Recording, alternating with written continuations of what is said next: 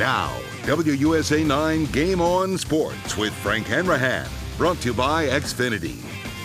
It has been the Achilles heel of this ball club for years, finding a reliable closer, at least to stay on the team. We still do not have one, and the urgency to get one is not going to happen anytime soon, at least probably not until the trade deadline. This is what happened today against Texas. Another bullpen fiasco for the Nationals. Waste a great outing from Max Scherzer, allow 5 Rangers runs late. Yeah, Nats lose 5-1.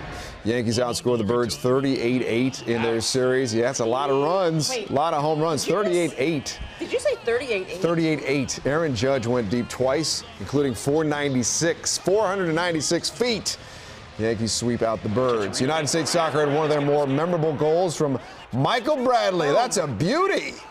But Mexico scored later, settled for a 1-1 tie. World Cup qualifier, U.S. still has never won in Mexico in a qualifier. Coming up on Game On Overtime, we introduce you to a soccer phenom, Mallory Pugh, who went straight from high school to pro soccer and our Washington Spirit. And the Washington Mystics could be headed for one of their best seasons ever. Beat up on Indiana today. We catch up with the WNBA squad next on Game On Overtime. Say 38-8. Like, call the game. It's just mean at this point. Slaughter rule, Woo. right, for the series. Yes. No, it's like having a running clock in some of my hockey blowouts that I'm on the wrong side of in my adult league. Hey, weather-wise, we're going to have a sticky night, lows in the 60s and 70s. Hot and humid tomorrow, 95. Now, some spotty storms Tuesday. Wednesday, Flag Day. Also the Army's birthday, by the way, if you didn't know that. 88 with scattered showers and storms. West and south of us on Thursday, so we'll get a break, but then more needed rainfall Friday, Saturday, and I think into the weekend here. So at least temperatures will come down, and we've got a little bit of a dry month going on. We'll take a run at that, but Frank, 30 of those runs were scored in the last 2 games. I just want to say, like Bette Midler, I can't stop talking about this. I mean, it's like getting in the ring with Mike Tyson. Let it go. I think it's one of the longest homers, too, the Aaron Judge guy had. 496 feet. Yeah. Not too bad. Yeah. Well, you can get updates anytime on our WUSA 9 app. This guy's going to be talking about all of that on Game On Overtime next. Have a great night.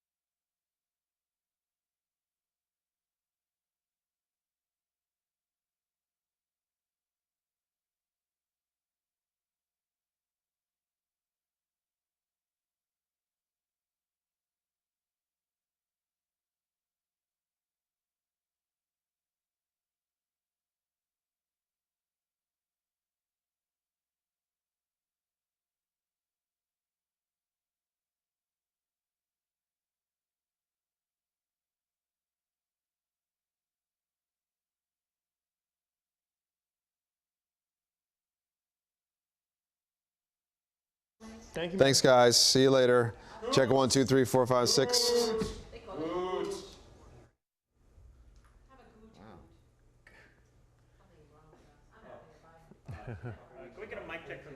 Danny talking. Check 1, check 1. Hello, hello, hello. I turned it on. Is it good? Okay.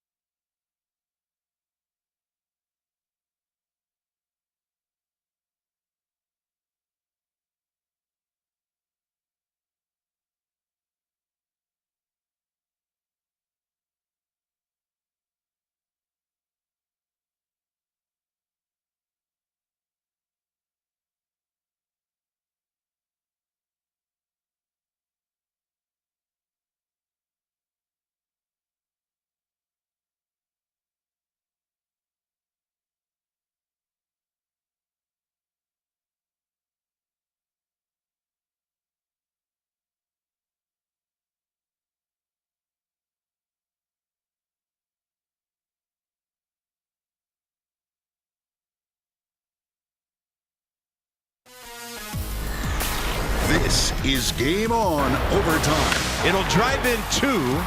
Texas will lead. Nationals are a good team, but it doesn't take a baseball expert to tell you they need some bullpen help in the worst way. That's in danger of a sweep to Texas. The legend of Rafael Nadal grows. Just when you thought he was done, he comes back in a major way at the French Open. Summertime Hoops is here, and the Mystics are making us take notice, off to a fast start in WNBA play. And U.S. Soccer tries to do something they have never done before in a World Cup qualifier. Hang on, Game On Overtime starts right now. This is a good young hitter Max is facing. Who's on a 5-game hitting streak. Here's the 1-2 pitch. Swing and a miss. And there it is. Number 2,000 for Max Scherzer. Congrats to Max Scherzer, third fastest to 2,000 strikeouts. He brings it every game for the Nationals. Just didn't get any run support or bullpen help as usual. Welcome inside Game On Overtime. I'm Frank Hanrahan. You know, the Nationals, of course, have the offense. They got the starting pitching like Max Scherzer, but the bullpen has been shaky at best. With Max Scherzer on the mound today, it was a lock. The Nats avoid the sweep against the Rangers, right? I mean, come on. Nats just trying to get one with Mad Max on the hill, and DC got off to a good start quickly. Bottom of the first, Brian Goodwin hits his second career homer. That's good to see. And there, as we just saw moments ago, history for Scherzer, fourth inning as Mad Max strikes out Nomar Mazara, 2,000th career strikeout, third fastest to get to that mark. Big names in front of him. In the eighth inning, the wheels come off, though. Blake Treinen with the pitch. Pass ball by Matt Wieters. They got mixed up. How's that possible? Yeah, Delano DeShields scores part of a 4-run eighth. Nats go on to lose 5-1. Yeah, dejection. Skipper Dusty Baker on the bullpen woes with Coda Glover now on the disabled list. It hadn't been easy so far, you know, so I expect to get easy now. You know, it's been very difficult, but you know, got to do what we got to do, mix and match, and you know, hope that, you know, the guys that we bring in do the job. As he would say, that's baseball, but this is a big conundrum for the Nationals. 106.7 The Fans, Danny Rouillet joins me now. A1 issue is this bullpen. I mean, I know they're in first place. I know they got some starting pitching in the bats, but my goodness, what are they going to do? It becomes a self-fulfilling prophecy at a certain point with this bullpen. Guys are frustrated. You can tell. When the offense is a little bit tight, like it was this week, where they only averaged 2 runs a game, Frank, starting pitching was spectacular this week against the Dodgers. Great series. Then the one game against the Orioles, and here against the Rangers.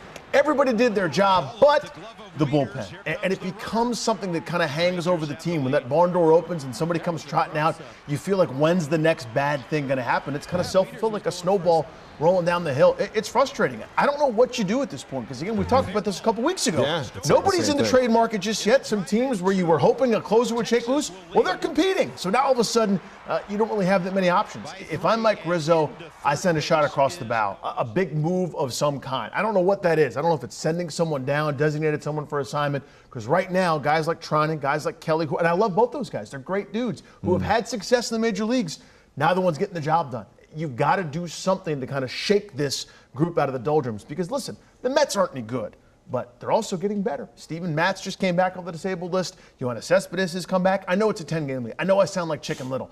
It's not over yet. We're still in June. There's plenty of baseball to be played. You do this enough, all of a sudden you look up with the Mets series this coming weekend, you could be 4, 5, 6 games ahead just like that. This bullpen thing's got to be solved. I'm not smart enough to know where that solving is going to come from, though. Positives, Max Scherzer, 2,000 career strikeouts. I mean, the guy is awesome.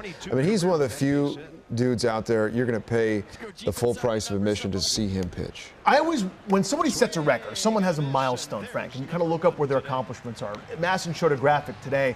The other people on that list of fastest to 2,000 strikeouts, crazy. It's Randy Johnson, it's Nolan Ryan, it's Roger Clemens, it's Pedro Martinez. It lets you know that this is the true elite, not just recently, but historically within the game. One of the all-time great pitchers. We're watching him right now in the prime of his career with the Nationals. What's so special about him is there's always something different, because the other guys, Randy Johnson, fastball, slider, thanks. I'm 6'10", I release the ball about 1.5 feet away from you. Max Scherzer's always tweaking. He's added a cutter. He's added this power slider here of late. He throws that changeup. He's always kind of tweaking and reinventing himself. He's really just that much of a competitor, a treat to watch. I think you said it best. All right, in 20 seconds, any concern about Bryce Harper? All this talk about where he's going to play and maybe he's going to be a $500 million man. Does this affect him at all? I don't know that you could say one-to-one it has, but he puts a lot of pressure on himself, and that's part of it. Everyone talking about what's next, what's next. We're now to the point where if he goes 0 for 5, we go, oh, he must be hurt. That's the ceiling, and what he's shown us in terms of expectations for him.